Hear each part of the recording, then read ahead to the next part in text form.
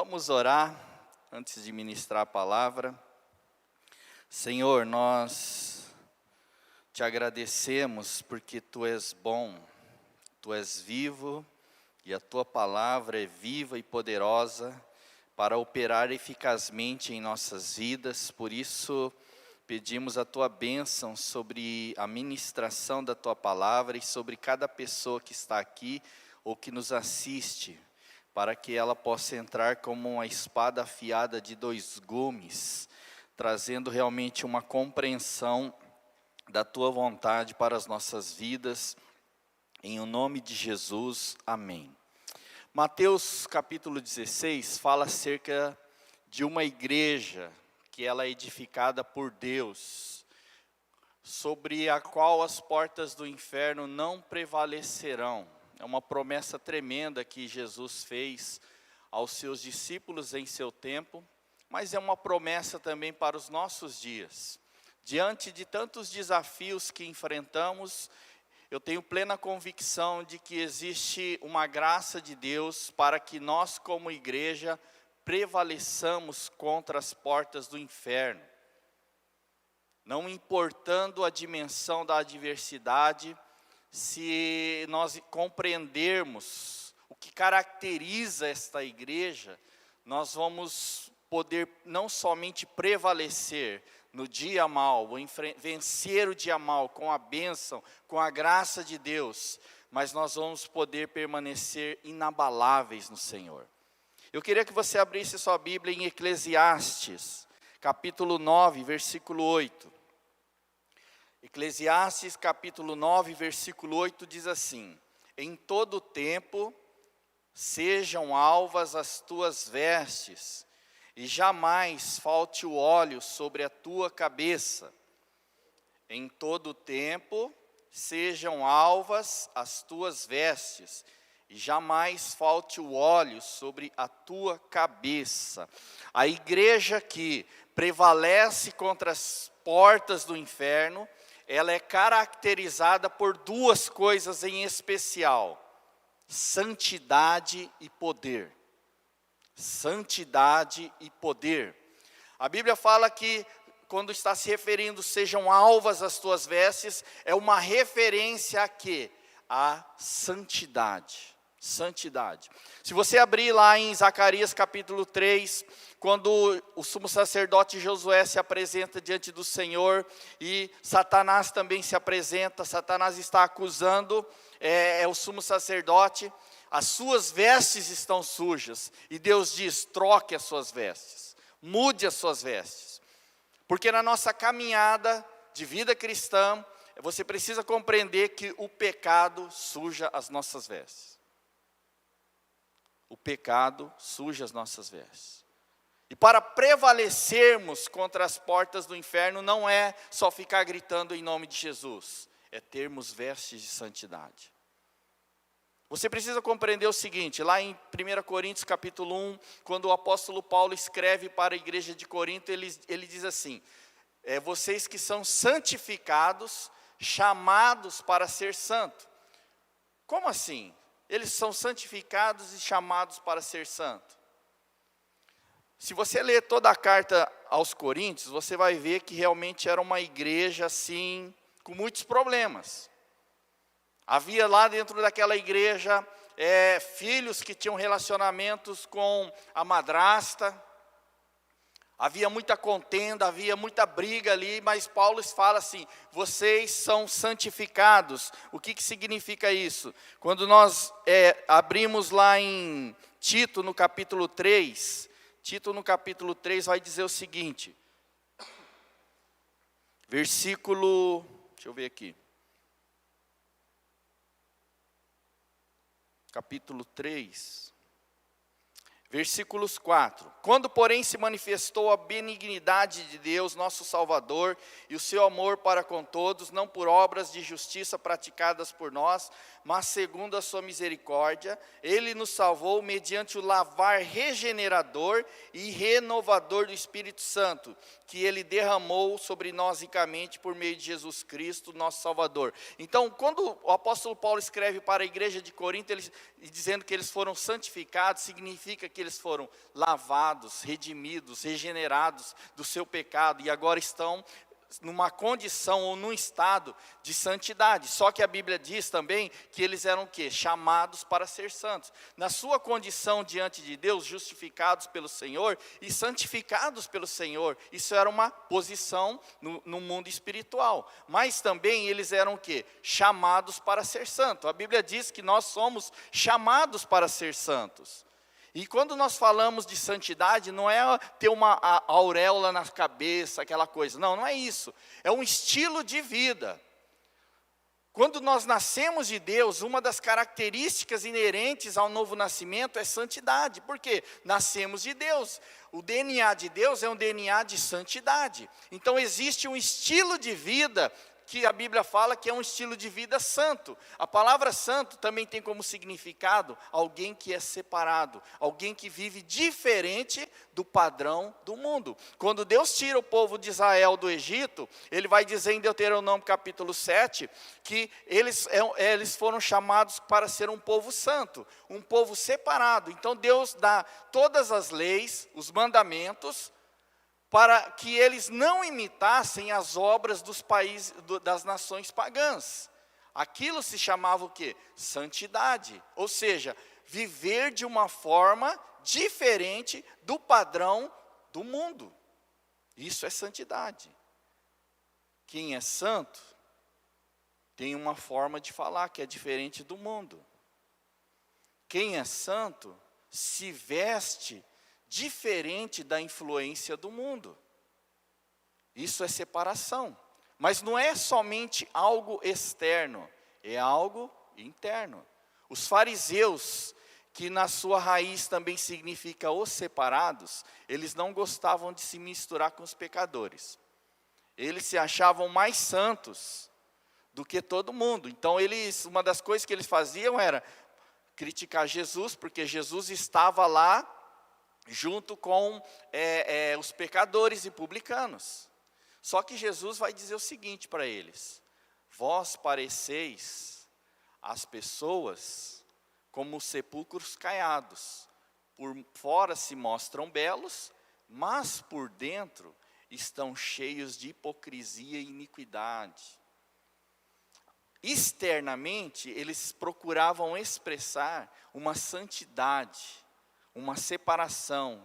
Eles não comiam com os publicanos como Jesus fazia, porque eles não queriam ser contaminados. Porém, internamente, Jesus sabia que no coração deles havia muita hipocrisia e muita iniquidade em suas vidas.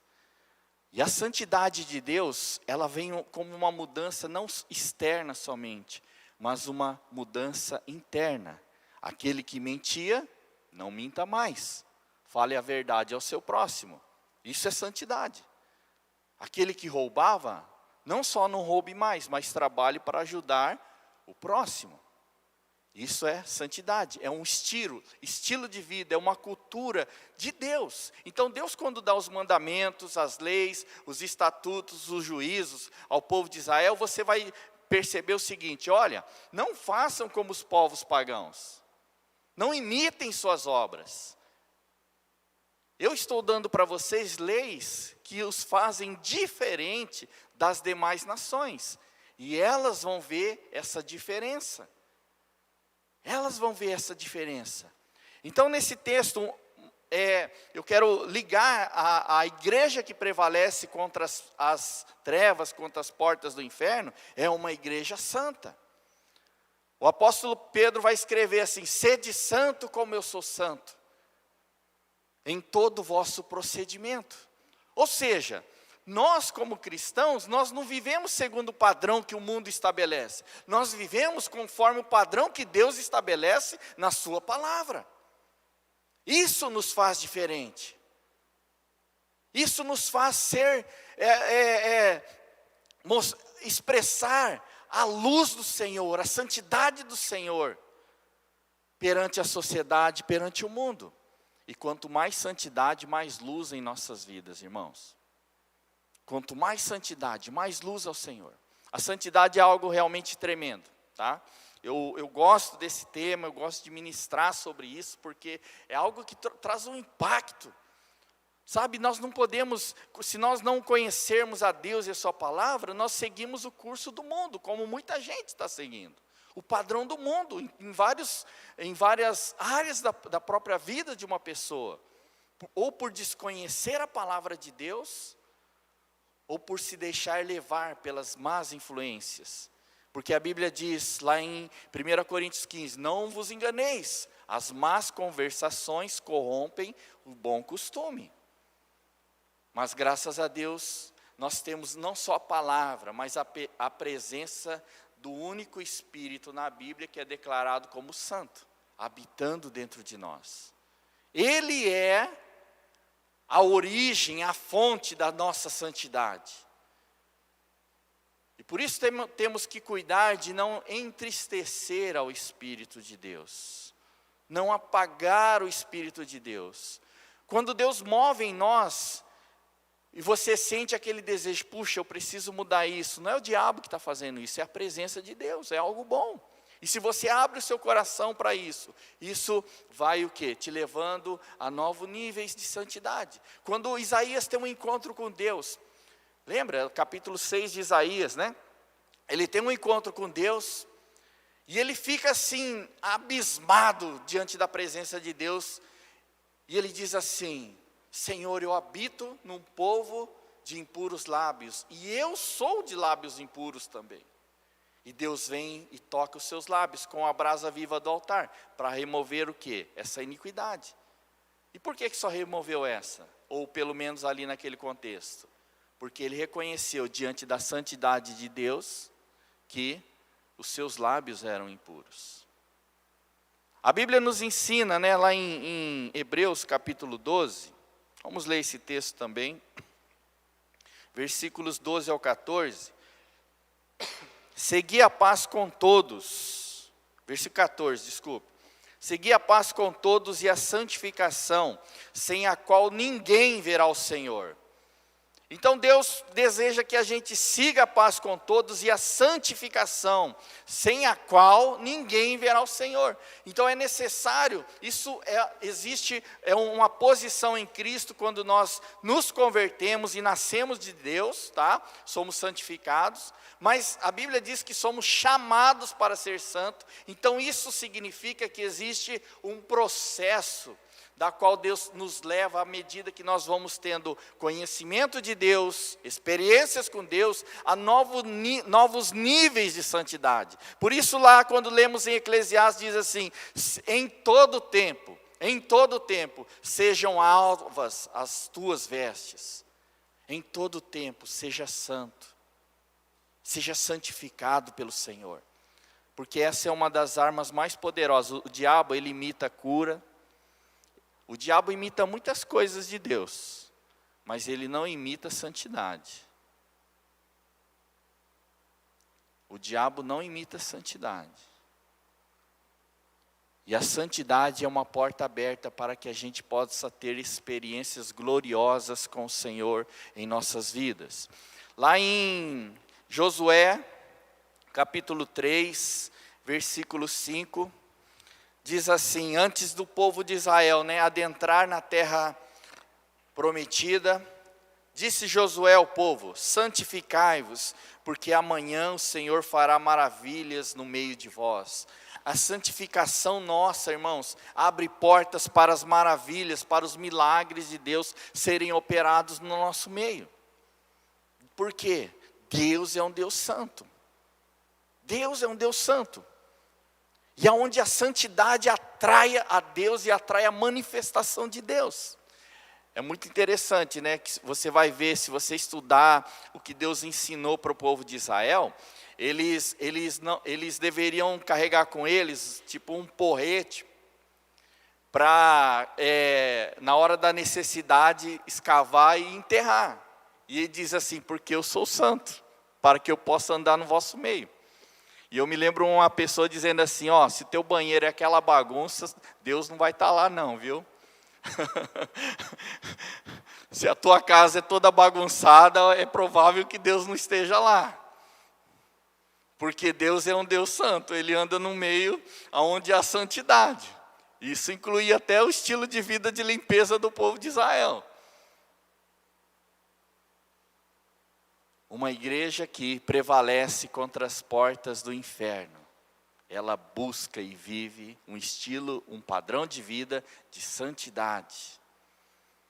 E eu quero reforçar isso para que você entenda o seguinte. É uma cultura dos céus. Na cultura do reino dos céus, a verdade prevalece, a justiça prevalece. A generosidade prevalece. Existe um estilo de vida a ser vivido nessa terra, mas não ser contaminado pelas coisas do mundo. Você pode ver, por exemplo, Levítico 19, 20, Deus dando instruções de como deveria ser o povo. Muita gente, por não compreender isso, então acha que pode fazer muitas coisas que Deus não condena, é claro, mas está relacionado com um estilo de vida diferente. O povo não poderia fazer marcas em seu corpo. Porque quem fazia isso era a cultura das trevas, era a cultura dos povos pagãos. E Deus disse, vocês não façam isso, porque isso é uma adoração, é uma forma de idolatria que eles estão fazendo. Nós não procedemos dessa forma, porque nós somos santos. Se você ler Levítico 19, 20, vai uma lista toda, o que Deus está querendo ensinar, que vocês são um povo escolhido e um povo santo, um povo separado, que não vive segundo o padrão dos demais povos que circuncidam vocês, que moram ao próximos de vocês. Vocês são o quê? Diferentes. Nós somos um povo diferente nessa terra. A igreja deve ser um povo diferente. E muitas vezes, porque a igreja não é santa, você não sabe quem é crente e quem não é. Porque age da mesma forma, fala da mesma forma, procede da mesma forma como o mundo procede. A anarquia não faz parte do reino de Deus. A insubmissão não faz parte do reino de Deus. A murmuração não faz parte do reino de Deus. O que faz parte de Deus são as características do reino. Vocês estão entendendo isso? A igreja que prevalece contra as portas do inferno é uma igreja santa. Não é uma igreja que não tem erros, mas que está sendo continuamente adentrando no novo nível de santidade. Eu me lembro o pastor A.B. Uber, ele compartilhando uma vez, numa mensagem, ele dizia, ele foi para um evento, daí o pregador no final era tudo só para líderes e pastores, tal, daí ele foi feito um apelo, né, quem precisava se arrepender viesse à frente. E daí todos os discípulos, pastores deles vieram à frente. E ele falou assim, meu Deus, estão todos em pecado. E não me falaram nada.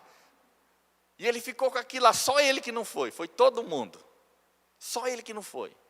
E ele falou assim, meu Deus, ou eles são todos pecadores, ou eu sou um fariseu. Ou é um, ou é outro.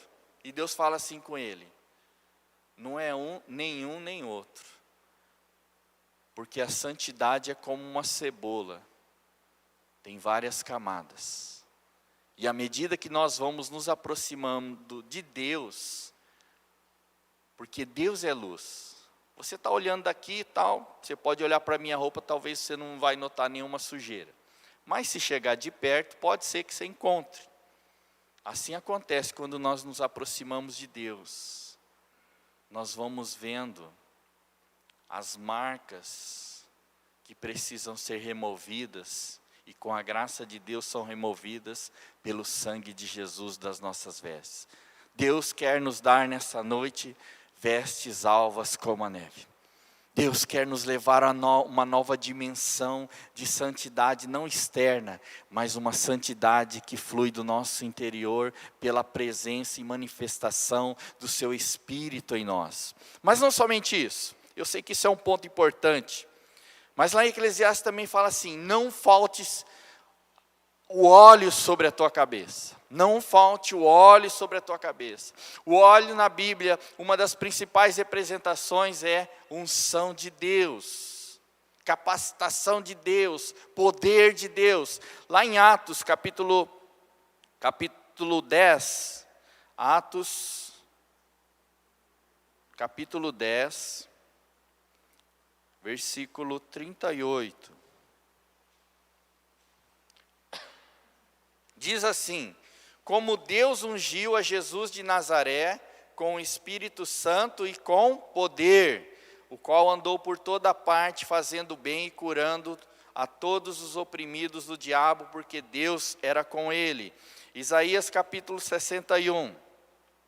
Isaías capítulo 61 diz, a partir do versículo 1: o Espírito do Senhor Deus está sobre mim, porque o Senhor me ungiu para pregar boas novas aos quebrantados, enviou-me a curar os quebrantados de coração, a proclamar libertação aos cativos e a pôr em liberdade os algemados, a pregoar o ano aceitável do Senhor e o dia da vingança do nosso Deus, a consolar todos os que choram e a pôr sobre os que em Sião estão de luto uma coroa em vez de cinza, óleo de alegria em vez de pranto, veste de louvor em vez de espírito angustiado, a fim de que se chamem carvalhos de justiça, plantados pelo Senhor para a sua glória. Jesus ele vai citar esse texto em Lucas capítulo 4, depois que ele volta de um jejum. A Bíblia diz que no capítulo 4, ele foi levado pelo Espírito, cheio do Espírito ao deserto para ser tentado,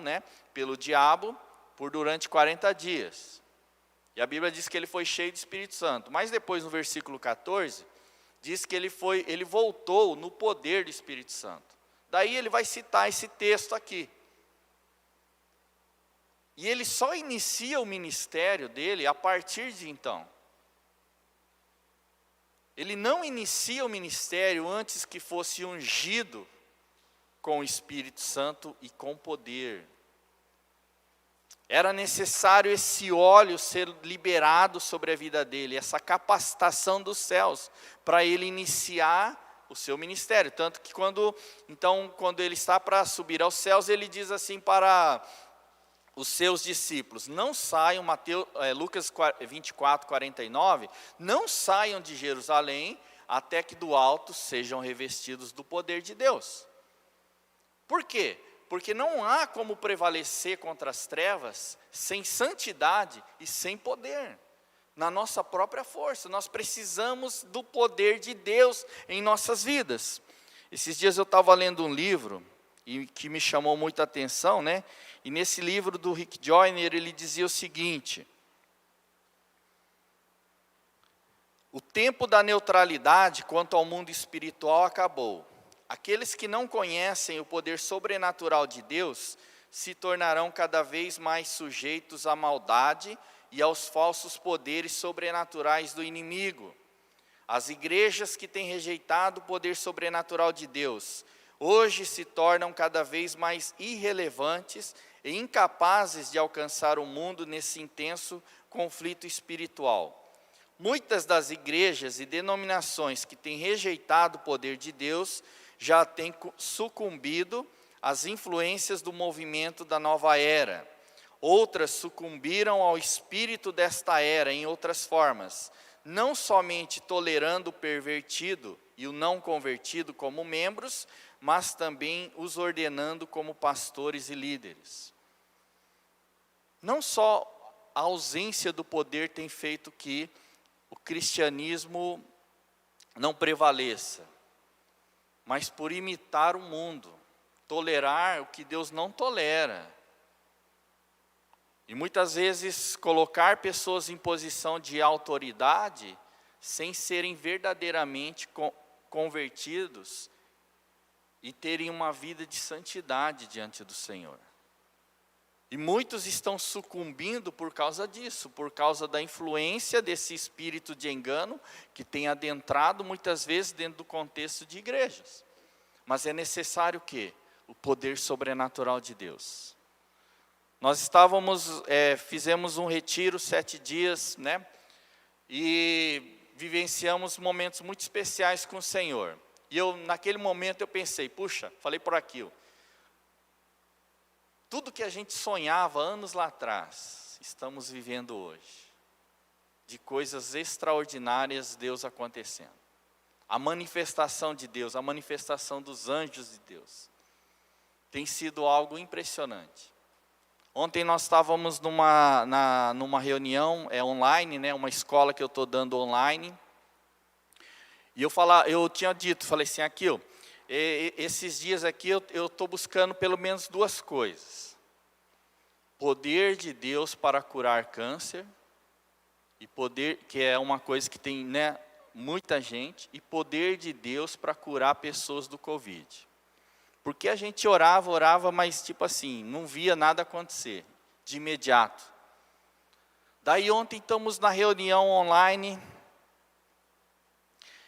Vida no Espírito, chama-se essa escola, e daí eu faço uma oração sobre a questão do Covid, uma mulher, uma pastora, fala assim, eu estou com Covid, e eu queria que vocês orassem. Fizemos uma oração. Anjos do Senhor se manifestaram, tocou nela e ela começou a sentir em seu corpo físico um calor. Terminou a reunião, ela falou assim, olha, sumiu toda a minha dor e todo o meu cansaço. Falei, glória a Deus. Aí hoje, meio-dia, por aí ela mandou uma mensagem no grupo, falei assim, olha, desde ontem, desde aquele momento, eu não sinto mais dor, não sinto mais cansaço, não tenho mais nenhum sintoma do Covid. Glória a Deus, glória a Deus. E essas situações nos desafiam, porque será que Deus não é poderoso para mudar essas circunstâncias, situações? Sim, mas nós devemos buscar isso. Nós devemos desejar isso. Nós precisamos do poder de Deus. Não há como nós enfrentarmos as situações, aos desafios que estão diante de nós, sem santidade e sem poder de Deus. Um dia eu estou ministrando nessa escola com outro grupo. Daí falei assim, me veio na hora, falei assim, quem está com problema de saúde, põe a mão aí na região que você tiver, que nós vamos orar. Me veio aquilo lá, falei, vou fazer uma oração. Uma senhora, ela dá um testemunho depois, dizendo o seguinte, eu tinha um problema no meu pé, fui no médico, o médico falou assim, eu nem sei o que era, tá? Mas o médico disse, não tem cura para isso, você vai ter que conviver com isso. Não ia matar ela, mas era um problema que não ia, o médico já tinha dito, não tem cura. Só que ela disse assim, na hora da oração, eu vi saindo do meu pé, como uma bota escura, e o meu pé foi curado. E pessoas estão sendo curadas de coluna, isso que eu fico feliz, seja ousada mesmo, Silvana e todos, porque é um tempo, irmãos, que Deus está liberando o seu poder sobre a sua igreja. Isso não está restrito porque a gente é pastor ou é líder, não, é para quem quer. Deus, o Senhor quer me usar, eis-me aqui. Deus, derrama o seu poder sobre a minha vida, eu quero isso, e eu vou buscar isso, porque nós precisamos disso. Ainda que a gente possa ver, né, nós sempre compartilhamos sobre isso, porque é uma situação atual de você às vezes olhar para um futuro e incerto em muitas situações e tendências, e se você olhar de forma natural, isso acaba roubando a nossa fé. Mas a gente tem que olhar para o nosso autor e consumador, que é Jesus Cristo. Nele é quem nós temos esperança. E quando falei assim, puxa, esse ano precisamos fazer algo nesse sentido, um retiro, fizemos isso, né? Por quê? Para receber de Deus graça, poder, nos santificar e nos preparar para este ano, para que a gente não só possa prevalecer, mas a gente possa abençoar vidas. E assim será, irmãos. Assim será. Eu estou assim com grandes expectativas. Estou animado do que Deus está fazendo e que ainda há de fazer conosco e através de nós. E eu quero que você entenda, irmãos, há uma graça de Deus, há um sopro de Deus sobre nós, sobre a sua igreja, para que a gente possa viver o sobrenatural de Deus nesse tempo. Não limite o que Deus pode fazer. Um dia Deus me disse assim, que quando a gente perde esperança por uma situação, é porque estamos limitando o que Deus pode fazer.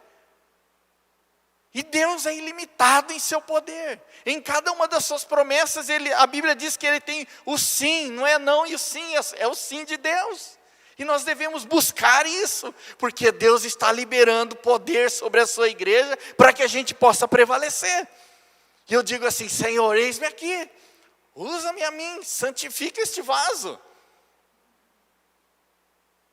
Torne este vaso um vaso de honra, santificado, em santidade, e com graça, unção e poder para manifestar nessa terra. Irmãos, esse é o nosso chamado. A igreja que vai prevalecer precisa ter essas características: uma busca pela santidade e uma busca pelo poder de Deus. E a fonte é a mesma, é o Deus único.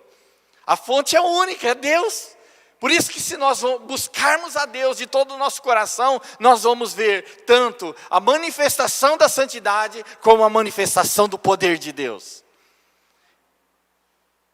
E eu quero com essa palavra dizer para você que nesses dias, nesse tempo, sabe, não basta só ser um cristão que vem para a igreja, é importante. Não basta a gente só fazer curso, nós precisamos de algo mais. Esse algo mais é nos aprofundar em Deus, buscar mais ao Senhor, passar mais tempo em sua presença, em oração, buscando a Deus.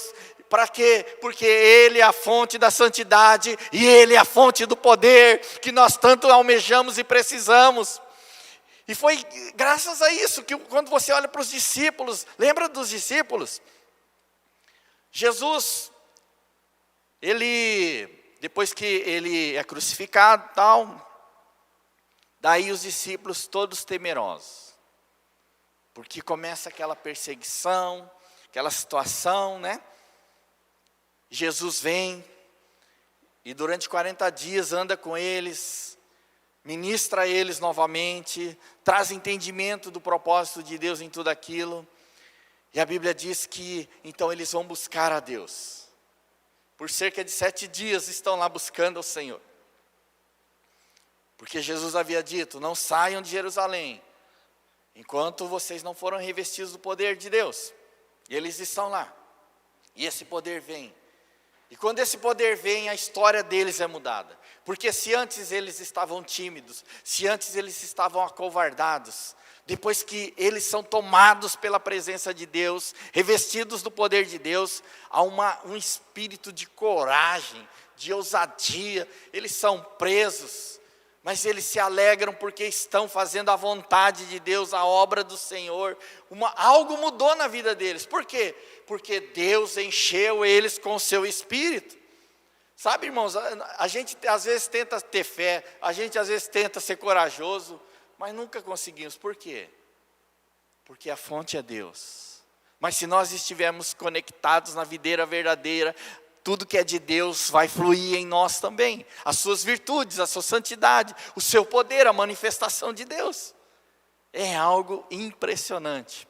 Eu estou assim, muito animado, muito feliz, porque Deus está fazendo cada coisa que eu sempre imaginava. Fala assim, Deus, puxa, a gente vê na Bíblia, vê irmãos, né, curando, aquela coisa, né, Deus usando para trazer palavras proféticas, e a gente está aqui como uma estátua, ora, mas nada acontece, não ouve a Deus, não vê nada. E às vezes eu estou nas reuniões, eu já olho e falo assim, meu Deus, tem um anjo ali. Daí, quando eu já vejo o anjo, eu já sei que vai acontecer alguma coisa, que alguém vai ser curado, Deus vai fazer algo. Né? Eu estava na reunião, daí a irmã disse que estava fazendo um período de consagração, estava entregando, e ela faz uma pergunta a Deus. Falei assim, Deus, o Senhor está se agradando de mim? Ela termina a oração e fala assim, irmã, Deus tem uma palavra para você. E aí eu entrego a palavra para ela, ela fica impactada, porque ela terminou de fazer a oração, e eu fiquei mais impactado. Por quê? Porque falei assim, meu Deus, eu que estou falando com ela, porque ela tinha orado, acabado de orar. E eu entrego uma palavra para ela, e ela fica lá impactada, chora tal. E eu também não sabia se choro, o que eu faço. Porque eu falei assim, meu Deus, Senhor, olha, até o Senhor está me usando para essas coisas agora. E é tremendo, é glorioso. estou ministrando hoje um outro curso, né? Daí a irmã é arrebatada e começa a chorar. E nós lá, né? Vendo e olhando. Meu Deus, estou vendo o anjo e não sei o quê. Ai, meu Deus, eu estou vendo as coroas e não sei o quê. E chora, né? E a gente lá, né? Só observando, né? Meu Deus, o pessoal fala coisa de doido. Nós estamos ficando mais doidos ainda aqui. Meu Deus do céu. Porque as coisas de Deus, elas são loucas para o mundo, irmãos. Não se prenda ao que Deus pode fazer. Se Deus fez algo na Bíblia, a gente também pode experimentar isso. Quando eu penso nisso, eu penso no aquilo, mas não vou falar o que é. Aqui é a única pessoa que conheceu Moisés que eu conheço. Mas depois você pergunta para ele essa coisa aí de doido. Tudo aquilo que a gente sonhava, desejava no passado, Deus liberou. Porque quem tem sede, quem busca, encontra. E acho que a gente está ficando até pior que o Diel já. Eu não sei, eu estou desconfiado. Estou na reunião lá da escola e vem um apóstolo assim: Márcio, agora você, o apelido é Dielzinho. Daí eu penso, não sei se é um elogio ou o que é isso. Né? Mas eu só sei de uma coisa: Deus está movendo e está operando coisas tremendas. Eu quero liberar isso. Eu queria que você colocasse de pé para a gente orar. Vem aqui, o Kimi.